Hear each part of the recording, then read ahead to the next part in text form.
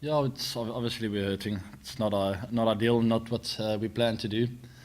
The positive thing is we we competed in all 5 games. Had we done the basics a bit better, we probably could have won a lot more than just one. So very disappointing.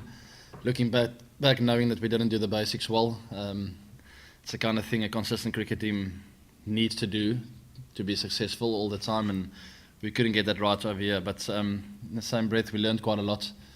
Know what to expect coming back here for the World Cup now. And like I said, the positive thing is we competed. There were no bailout games where we lost by 10 wickets or 100 and more than 100 runs or something like that. We were always in the game, sort of still in the game at the 40th over, feeling that we can win, and sort of just lost our way. So a lot of focus in the last 10 overs with bat and ball in hand, I think, from the series. That's probably the biggest learning curve. And yeah, but other than that, just hurting and very disappointed. Maybe we overthought things, maybe thinking too much, over-analysing things a little bit. Sometimes when you tend to talk about something a bit too much, you sort of put so much emphasis on it and pressure on yourself that you actually do funny things in those situations. We put a lot of emphasis on power plays. I put a lot of emphasis on our fielding, and those were the areas that let us down quite a bit. I always talk about basics, and that's another area that let us down. So maybe I must stop talking about the little things we mustn't do and talk about the things we should do. I actually really don't know. It's never been a problem.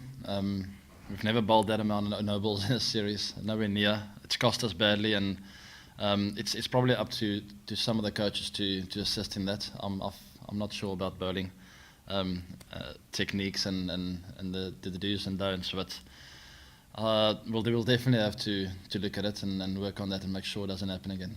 Yeah, not much different, except for we were away from home now in this series. Felt a little bit uncomfortable at times. The travelling wasn't easy and felt a little bit just disjointed here and there, but those aren't excuses. I felt that we prepared really well for all the games we played here, and like I said before, it's silly things like basics that let us down.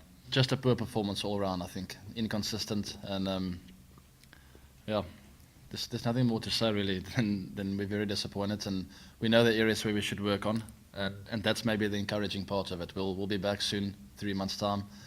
We know more or less what kind of players to rely on in pressure situations. We've got a better idea of our World Cup squad moving forward. So a lot of positives as well, but in this very moment, not happy. It's been in my mind for I think a month or two already, what kind of squad we're going to take to the World Cup. We discuss it tonight again, the coach and I. And obviously there will be some selectors meetings at home. The convener will get everyone together and discuss, but we have a good idea, the coach and I, of what we want for the World Cup. And yeah, I think it's a matter of them getting together with the selectors and taking it forward. We don't need a lot more cricket, except for that month leading up to the World Cup. It will be nice to get a few wins behind the belt and coming here with a bit of confidence. Absolutely, for Hans, bowling especially was very encouraging and pleasing to see, and it gives us quite a few options if he can bowl a few overs in the game and finish games like he did today. Robbie also, he's sort of a stand-in for Aaron Pangiso, so it's a bit of a difficult one there.